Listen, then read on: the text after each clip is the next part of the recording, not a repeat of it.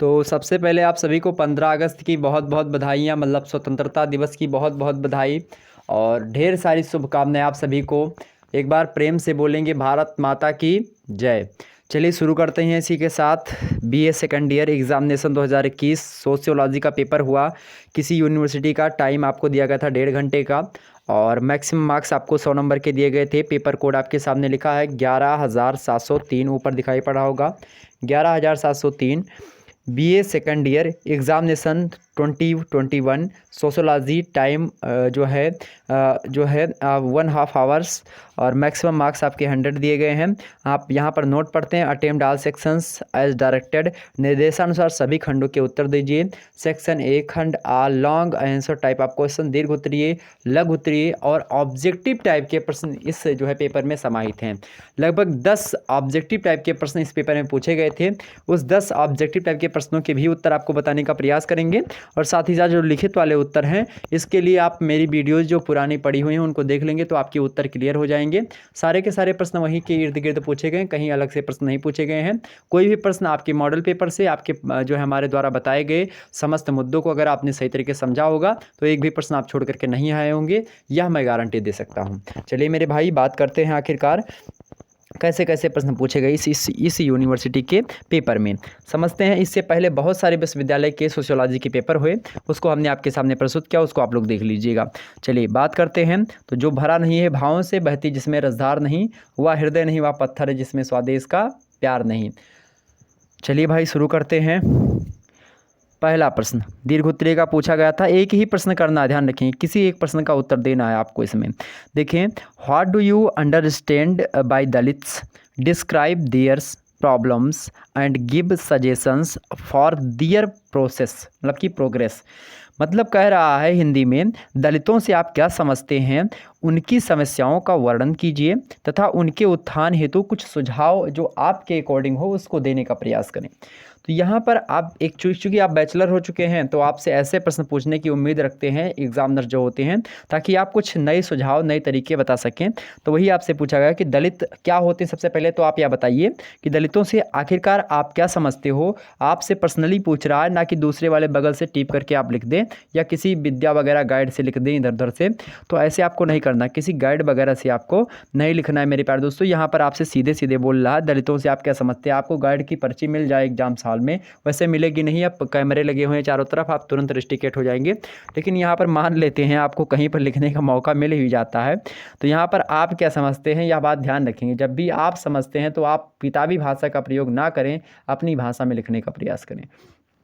तो दलितों से आप क्या समझते हैं, उनकी समस्याओं का वर्णन आपको करना था यहाँ पर, और उनके उत्थान के लिए, मतलब उनके प्रोग्रेस के लिए आप क्या पर सुझाव दे सकते हैं। आपके मन में कौन कौन से सुझाव हैं, आपके द्वारा दिए गए सुझाव के माध्यम से किस प्रकार से दलित आगे बढ़ सकते हैं, इस मुद्दे को यहाँ पर समझाना था। इसको आप देख लीजिए करके, दलितों के लिए वीडियो बनी है पर्सनली, उसको देख लीजिएगा, हो जाएगा आपका। दूसरा प्रश्न आपसे पूछा गया था, what efforts are being done on the जो है गवर्नमेंट लेवल या फिर GOT मतलब कि government level for the welfare of जो है माइनॉरिटीज़ इन इंडिया, डिस्क्राइब। मतलब कह रहा भारत में सरकारी स्तर पर अल्पसंख्यकों के कल्याण के लिए क्या क्या प्रयास किए जा रहे हैं, स्पष्ट कीजिए। मतलब भारत में सरकारी स्तर पर, सरकार के द्वारा या सरकारी स्तर पर जो अल्पसंख्यक हैं, अल्पसंख्यकों से संबंधित 2 वीडियो हमारे चैनल पर उपलब्ध हैं, उनको जाकर के देख लीजिएगा। आपका सारा का सारा डाउट्स क्लियर हो जाएगा। किसको अल्पसंख्यक कहते हैं, किसको बहुसंख्यक कहते हैं, किस स्थान पर किस व्यक्ति को अल्पसंख्यक कहेंगे, किस स्थान पर किस व्यक्ति को बहुसंख्यक कहेंगे। आखिरकार अल्पसंख्यक और बहुसंख्यक जो हम निर्धारित करते हैं, किन किन के अकॉर्डिंग निर्धारित करते हैं, किस किस मुद्दे को लेकर के निर्धारित करते हैं, इन सभी चीज़ों को आप देख सकते हैं। वैसे जितने भी लोग हमको देख रहे हैं सभी लोगों का बहुत बहुत स्वागत है। और इसी प्रकार से गुड इवनिंग सभी लोगों को मेरे प्यारे दोस्तों। सभी लोगों के पास वीडियो को शेयर कर दीजिए, सभी दोस्तों को अपने बुला लीजिए और तमाम प्रकार के मुद्दों को समझिए। तो यहाँ पर भारत में सरकारी स्तर पर जो अल्पसंख्यक हैं उनके कल्याण के लिए क्या क्या चीज़ें की गई हैं, जो आयोग वगैरह बने हैं उसके बारे में आपको बताना था यहाँ पर। तो इसको देख लेंगे उस वीडियो को, आपका जो है आराम से पेपर हो जाता। तीसरा नंबर प्रश्न देखें, जो है यहाँ पर लिखा है डिफाइन डुअरी। डुअरी मतलब होता है दहेज प्रथा। तो देखें डिफाइन डुअरी सजेस्ट द जो है रिमेडियल जो है मेजर्स, मतलब कि कह रहा है आपसे दहेज प्रथा को परिभाषित कीजिए, समस्या समाधान हेतु सुझाव भी दीजिए। क्योंकि आप ही लोग तो एक प्रकार से इंडिया के भविष्य बनने वाले हैं, तो इसीलिए आप लोगों से ऐसे प्रश्न पूछने की उम्मीद जताई जाती है बार बार, ताकि आप भारतीय जो समस्याएं हैं, भारत के जो मुद्दे हैं विभिन्न, यानी जो इशूज़ एंड प्रॉब्लम्स है, उन इशूज़ एंड प्रॉब्लम से कैसे आप लड़ते हैं, किस प्रकार से आप उसका निदान निकालते हैं, समस्या का समाधान ढूंढते हैं, तो आपसे जानकारी पाना चाहते हैं एग्जामिनर्स। तो भैया लिख दीजिए जो भी आपके मन में आए। तो दहेज प्रथा को परिभाषित करने के लिए आप तमाम प्रकार की चीज़ों को अगर आप नहीं जो है डील कर पा रहे हैं, तो हमारे चैनल पर वीडियो हमने अपलोड कर दी है। दहेज प्रथा कहाँ तक सही है, कहाँ तक गलत है, दहेज प्रथा की शुरुआत कैसे हुई, क्या क्या आखिरकार दहेज प्रथा आज हम बंद कर सकते हैं तो कैसे बंद कर सकते हैं, आखिरकार दहेज प्रथा के कारण क्या क्या हैं, इन सभी को उसमें बताया गया है। नेक्स्ट प्रश्न आप देखेंगे, what do you understand by जो industrialisation, describe the socio economic जो है क्विनेंस मतलब कि consequences of industrialisation of in India, मतलब कि औद्योगिकरण जो होता है उससे आप क्या समझते हो, भारत में औद्योगिकरण के जो सामाजिक आर्थिक परिणाम हुए हैं उनका उल्लेख कीजिए।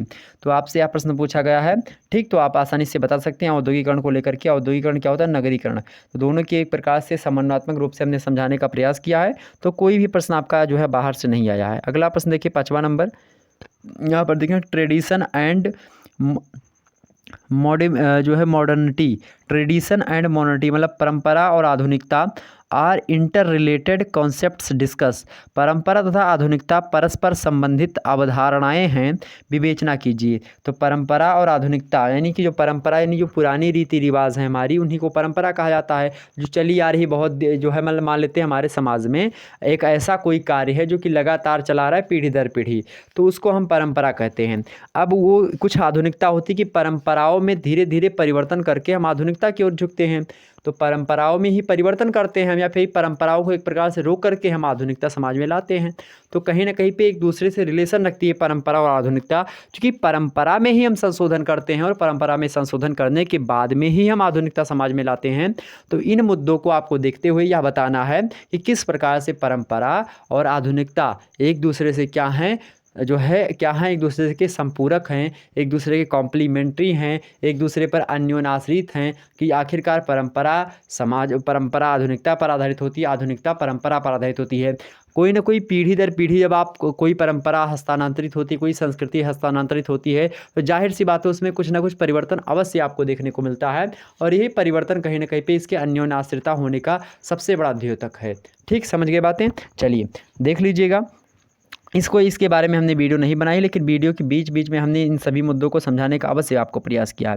6वां नंबर प्रश्न देखें, एक्सप्लेन ऑगबर्न्स मतलब कि ऑगबर्न्स और निमकाफ जो थे एक प्रकार समाजशास्त्री रहे हैं, तो यही कह रहा है मतलब कि explain Ogburn's theory of cultural lag. What is the relation of जो है cultural lag with social change. Ogburn के सांस्कृतिक विलंबना के सिद्धांत की व्याख्या कीजिए।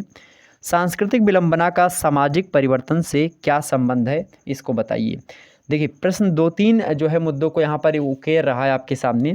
पहला तो कि ऑगबर्न का जो सांस्कृतिक विलंबना का सिद्धांत है इसको आपको बताना है। एक बात यहाँ पर आपको जानने मिली ऑब्जेक्टिव वालों कि सांस्कृतिक विलंबना का सिद्धांत किसने दिया था, तो ऑगबर्न ने दिया था। दूसरी बात लिखित वालों ध्यान दीजिएगा, ऑगबर्न के सांस्कृतिक विलंबना का सिद्धांत आपको पता होना चाहिए, उसकी बारे आपको व्याख्या करनी थी। साथ ही जो सांस्कृतिक विलंबना का सामाजिक और सामाजिक परिवर्तन से आखिरकार क्या संबंध है। जो सांस्कृतिक विलंबना का सिद्धांत ऑगबर्न महोदय ने दिया उसका सामाजिक परिवर्तन से क्या संबंध है, इसको आपको बताना था। तो पेपर 2 और पेपर 1 दोनों पेपर को समाहित करके यह पेपर बनाया गया है, पहली बात यह ध्यान रखेंगे।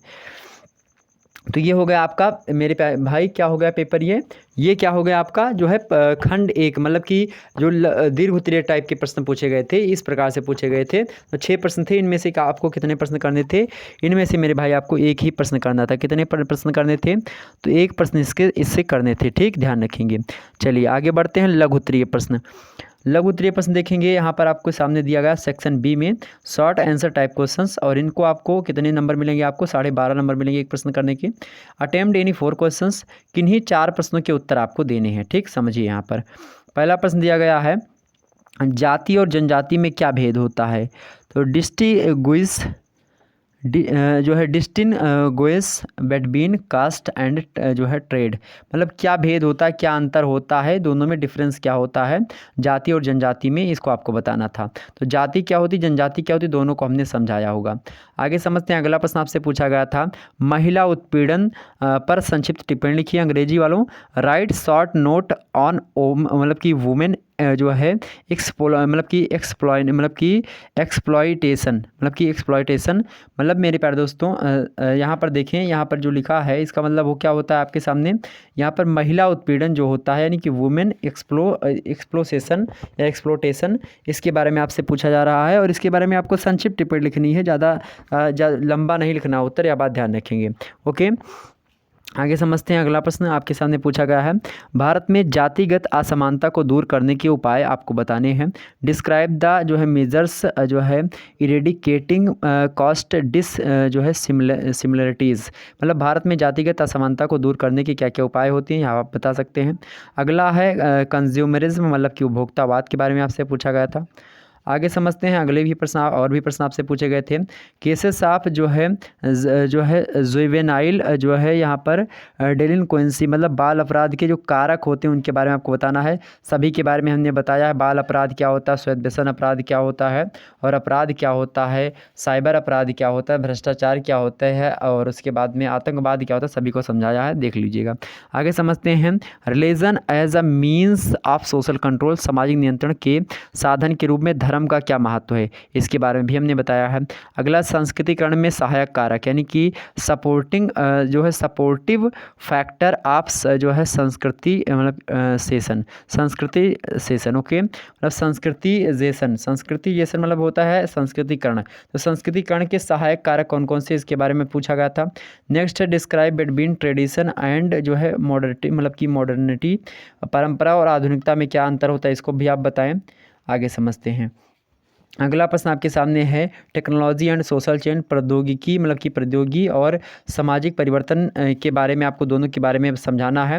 ठीक, आगे समझते हैं, अगला है urbanisation and industrialisation as joint process, मतलब औद्योगिकरण और नगरीकरण संयुक्त प्रक्रिया के रूप हैं, इसको बताइए। तो औद्योगिकरण और नगरीकरण को हमने विस्तार से समझाया था कि औद्योगिकरण से किस प्रकार से नगरीकरण बढ़ता है, इसको हमने समझाया था। किसी एक एरिया में अगर कोई फैक्ट्री खुल जाती तो फैक्ट्री में काम करने के लिए वर्कर्स विभिन्न क्षेत्रों से बुलाए जाते हैं और वहाँ पर वो धीरे धीरे करके क्या करते हैं, काम करते करते धीरे धीरे क्या होते हैं वहीं पर बसना प्रारंभ कर देते हैं। इस प्रकार से वहाँ पर और फैक्ट्री आने के और आती हैं और तमाम सारी कंपनियाँ आती हैं, वह भी अपनी फैक्ट्री स्थापित करती हैं। उसके बाद में क्या होता है, उसके बाद में वहाँ पर जनघनत्व तो बढ़ता जाता है और जब जनघनत्व तो बढ़ता जाता है धीरे धीरे क्या होता है, वही तब्दील जो इलाका जो ऊसर बंजर था जहाँ पर कोई जनसंख्या निवास नहीं करती थी, वही सघनतम जनसंख्या का केंद्र बन जाता है और इस प्रकार से नगरीकरण जो है बढ़ जाता है औद्योगिकरण के परिणाम स्वरूप। ओके, तो यहाँ पर आप इतने सारे मुद्दों को समझ सकते थे। आगे समझते हैं आप सेक्शन सी यानी खंड सा, ऑब्जेक्टिव टाइप क्वेश्चन यानी वस्तुनिष्ठ प्रश्न पूछे गए थे। यहाँ पर जो है अटेम्प्ट एनी 5 क्वेश्चंस, किसी 5 प्रश्नों के आपको उत्तर देने हैं और 4 नंबर मिलेंगे एक प्रश्न के, ठीक है, ध्यान रखेंगे।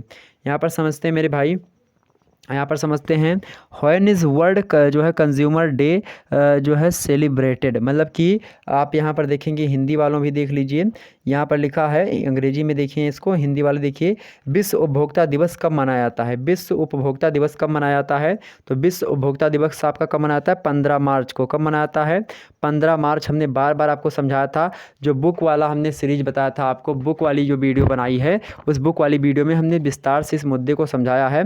अगर आपने नहीं देखा है ना तो जा करके उसको ज़रूर देख लीजिएगा। बुक वाले मुद्दे में हमने आपको विस्तार से इन मुद्दों को समझा दिया है, ठीक है, ध्यान रखेंगे। तो विश्व उपभोक्ता दिवस 15 मार्च को मनाया जाता है।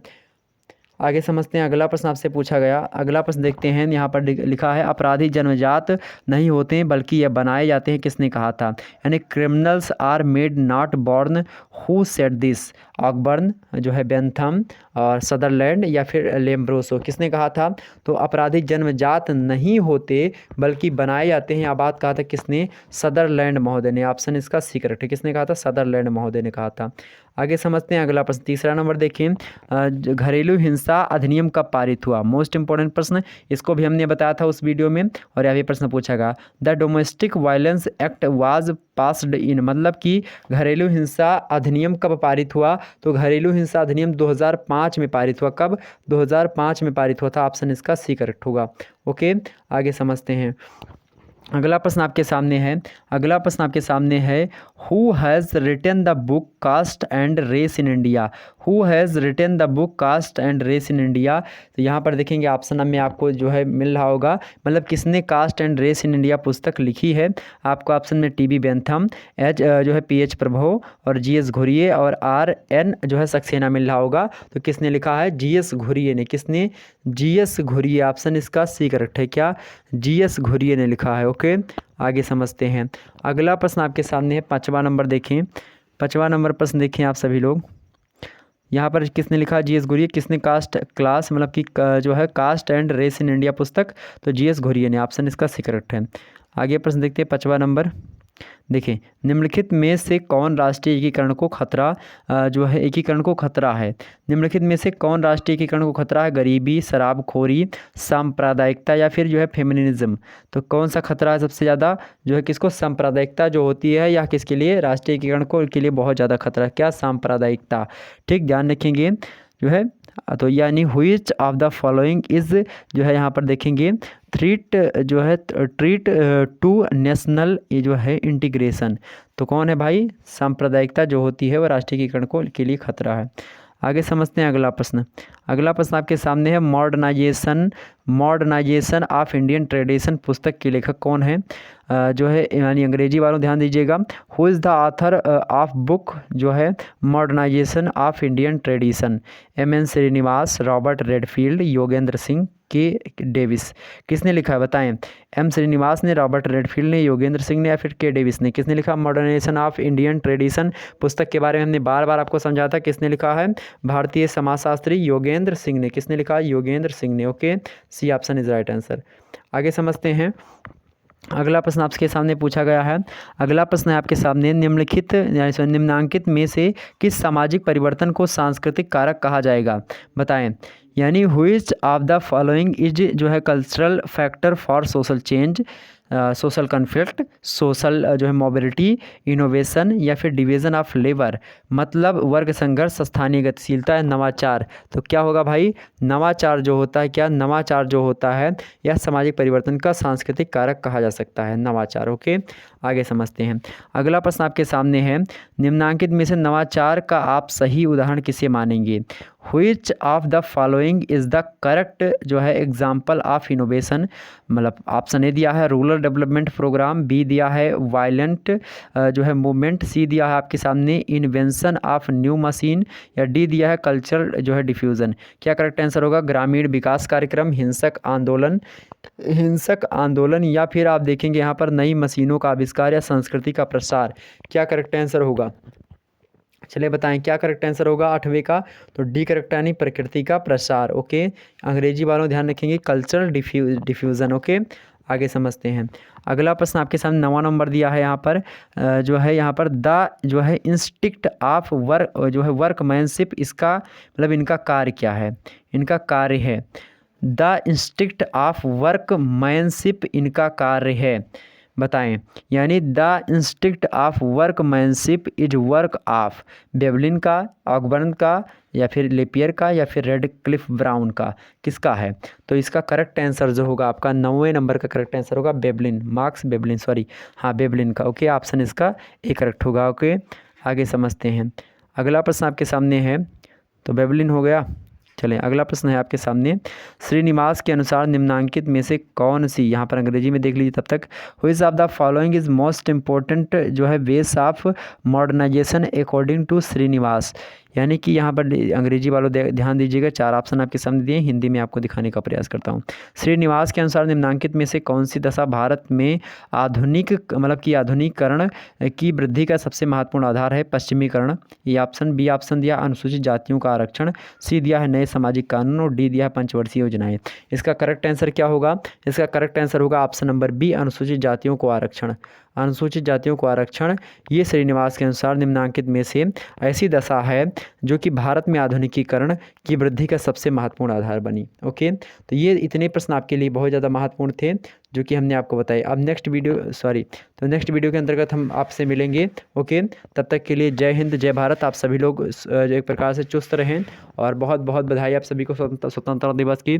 चलते चलते चले देश, एक प्रकार से देश प्रेम की एक पंक्ति हो जाए। देश प्रेम वह पुण्य क्षेत्र है, अमल असीम त्याग से विकसित, आत्मा के विकास से जिसमें मनुष्यता यानी मानवता होती है विकसित। ओके, ध्यान रखेंगे कभी भी अगर बात देश की हो तो सारे के सारे मजहब, सारे के सारे सांप्रदायिकवाद जो होते, सारे जातिगत विशेषताएं जो आपके अंदर है, उन सभी को भुला दीजिएगा। केवल राष्ट्रवाद की भावना को अपने अंदर संचार करिएगा, उसको जगाइएगा। उसी को जगाने के बाद में अपने कार्य को जो है एक प्रकार से गति प्रदान करिएगा। ओके, तो चलिए मिलते हैं फिर हम नेक्स्ट वीडियो में। तब तक के लिए जय हिंद, जय भारत। लड्डू खाया होगा आप लोगों ने सभी स्कूल में। चलिए, स्कूल तो आप बहुत दूर की बात होगी, अब स्कूल में तो आप लोग जा ही नहीं रहे हैं। वैसे जो है गए होंगे, अगर गए होंगे तो कोई जो है बड़ी अच्छी बात है। और अब स्कूल लाइफ तो ख़त्म हो चुकी होगी आप लोगों की। चलिए मिलते हैं नेक्स्ट वीडियो में, तब तक के लिए जय हिंद, जय भारत।